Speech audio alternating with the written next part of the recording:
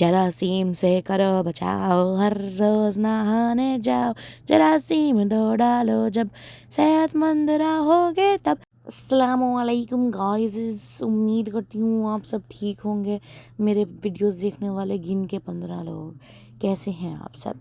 आज की मेरी इस वीडियो का मकसद है थोड़ा सा बात करना about living in Canada, but मेरा दिल इज स्टिल इन पाकिस्तान। मैंने अपनी ज़िंदगी के 27 साल में से 14 साल एटलीस्ट नहीं 15 साल तकरीबन कनाडा में गुजारे हैं, ठीक है। और बाकी बच्चे कुछ कितने होते हैं, नहीं 14 साल कनाडा में गुजारे हैं, और बाकी बच्चे कुछ जो 9 साल हैं वो मैंने पाकिस्तान में गुजारे हैं, ठीक है। अब मेजॉरिटी तो वक्त यहीं गुजरा है, बट स्टिल मैं आज भी पाकिस्तान में ही रहती हूँ। मेरा दिमाग आज भी वहीं अटका हुआ है और मुझे नहीं समझ आता क्यों। हाँ हाँ, मुझे पता है बहुत सारे लोगों को ये बात सुन के बड़ा गुस्सा आएगा कि तुम्हें बाहर रहने को मिला हुआ है, कदर नहीं है, पाकिस्तान के हालात इतने ख़राब हैं, तुम्हें शुक्र करना चाहिए तुम यहाँ नहीं रहती, यहाँ हालात देखो, गवर्नमेंट देखो, महंगाई देखो, ब्ला ब्लू ब्ली, पता है सब कुछ पता है। फिर भी मेरा दिल वहीं पे अटका हुआ है। अब क्योंकि आप लोग मेरे गम के शरीक बन ही चुके हैं तो थोड़ी सी शिकायतें मैं कर ही लेती हूँ मेरा दिल हल्का करने के लिए, ठीक है। कनाडा बहुत अच्छा मुल्क है, यहाँ हर तरह की आसाइश को हासिल करना बहुत आसान है। आप जितनी मेहनत करते हो आपको उतना ही पैसा मिलता है, उतनी ही आपकी ज़िंदगी सुधरती है, ये तो ठीक है, okay, this is what we have distinguished. But लेकिन यहाँ रहना एक आज़ाद की ज़िंदगी है। क्यों? चंद वजूहात मैं बताती हूँ। फॉर एग्ज़ाम्पल, नंबर 1, यहाँ खुले में अजान नहीं होती, अजान सुनाई नहीं देती। मैं पिछले 9 सालों से अजान सुनी है ना, तो सिर्फ वही सुनी है जो मेरे पापा के फ़ोन पे अलार्म पे लगी हुई है, ठीक है। मेरे कान तरस गया मैं जितनी बार पाकिस्तान में कदम रखती हूँ और 36,000 मस्जिदों में एक ही साथ अजान होना शुरू हो जाती है ना, क्योंकि नमाज के टाइम हो गया, मेरे आंसू निकल जाते हैं हर बार। मेरी दोस्त समझती मैं पागल हूँ, मेरा दिमाग ख़राब, बट हर बार इतना इमोशनल हो जाती हूँ मैं इस चीज़ को लेके। ओके, नॉट सिर्फ ये, चलो ये तो एक बहुत रिलीजियस बात थी ना, और चलो कह लेते हैं कि मैं इतनी पारसा हूँ भी नहीं, बट और चीज़ों पे आ जाते हैं, ठीक है। स्कूल जाते थे हम, ठीक है, स्कूल तो सभी गए हुए हैं। आप अपने जब मैं छोटी थी उस ज़माने में ऐसे 30 रुपये 50 रुपये लेके जाते होते थे, ठीक है। आप जाते हो, आप एक चीज़ लेते हो, आपकी एक दोस्त ने एक चीज़ ले ली, एक ने बोतल ले ली, एक ने रोल ले लिया, एक ने समोसा ले लिया, और सारे मिल के बांट के बैठ के आपस में खाते होते थे, ठीक है। यहाँ पे वो भी नहीं होता। यहाँ आप जो लेते हो आप वही खाते हो, अगला बंदा जो लेता है वही खाते, चाहे कितनी अच्छी दोस्ती ही क्यों ना हो, चाहे आप बचपन के दोस्त ही क्यों ना हो, but that does not happen he. At least जिस कम्युनिटी में, जिस शहर में मैं रहती हूँ, वहाँ पे तो हरगिज़ ऐसा नहीं हो रहा, ठीक है।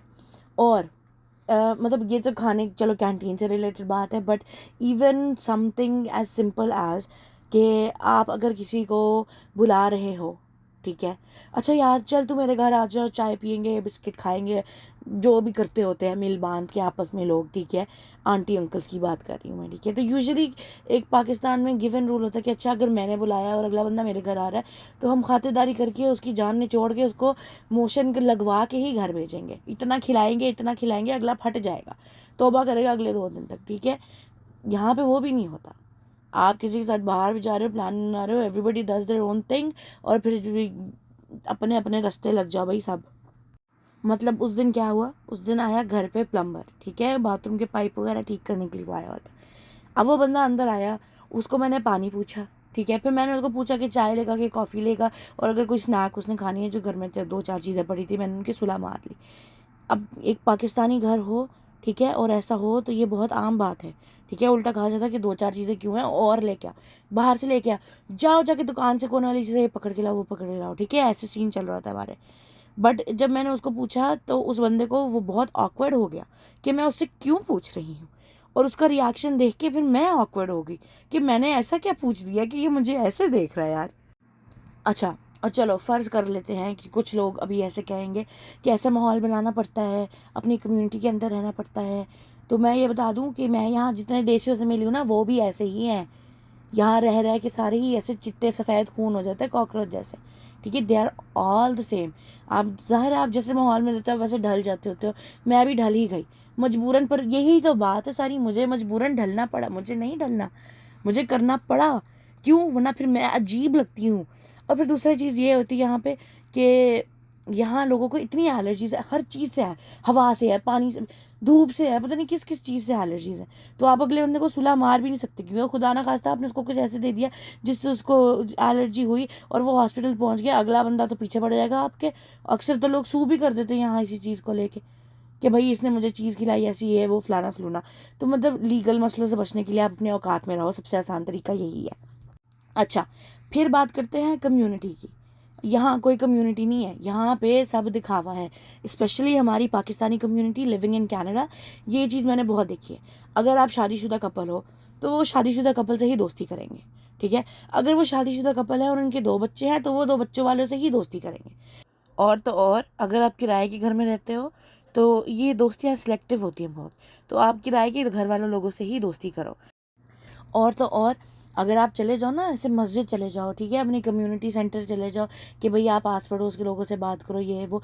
तो हमारे मस्जिदों का भी हाल ऐसा ही है। मैं इस वजह से मस्जिद नहीं जाती, क्योंकि मैं जितनी बार भी मस्जिद गई हूँ ना, हमेशा वहाँ पे एक आंटी का गैंग होता है जो अपना एक ग्रुप बना के बैठी होती हैं और वो सबको बुली कर रही होती हैं। आप भाई 50-50, 60-60, 70-70 साल की हो, अपनी उम्र के मुनासबत के हिसाब से आप हरकतें करो। आप क्या हाई स्कूल के बच्चे बुलिंग करना is never okay, but usually high school के बच्चे ही करते होते हैं, ठीक है, जिनको अभी नई नई हवा लगी होती है तो वो कह रहे होते हैं कि हाँ भाई ये ऐसा तो वो वैसा, मेरी तो अच्छी चीज़, ये तुम बुरी, तुम गरीब, तुम ये तुम वो।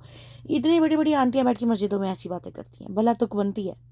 और तो और अब ऐसा भी नहीं है कि वो अपने आपस में बात करके खी खी खी करके बस कर जाए, नहीं, वो आपको बुलाएंगी, अपने ग्रुप के बीच में बिठाएंगी, पूरी क्या कहते हैं उसको, कचहरी लगा के, और फिर आपको मुंह पे अटैक करेंगी। तुम मोटी नहीं होगी, तुम काली नहीं होगी। भाई खुदा का खौफ करो, अब अगले बंदे को, अल्लाह की बनाई हुई चीज़ है, ठीक है, धूप भी अल्लाह की बनाई हुई चीज़ है और मेरी स्किन भी अल्लाह की बनाई हुई चीज़ है। निकली मैं धूप में, हो गई मैं काली, इसमें बुरी बात क्या है? और आप वैसे इतनी मॉडर्न बनती हो लेकिन काला रंग आपको चुभ रहा है, समझ नहीं आती ना, मतलब सेंस नहीं बनती इस बात की। खैर, मतलब आंटियों को भी इस चीज़ का कोई लिहाज नहीं होता कि उनकी किस बात से किसको कितना बुरा लग सकता है। बट अल्लाह ताला देख ही रहे हैं, एंडिंग में तो पकड़ हो ही जाएगी सबकी। खैर, बट बात मकसद मकसद का बात का मकसद ये है, बात का मकसद ये है कि इतने साल यहाँ रहने के बावजूद भी ना मैं यहाँ एडजस्ट नहीं हो सकी।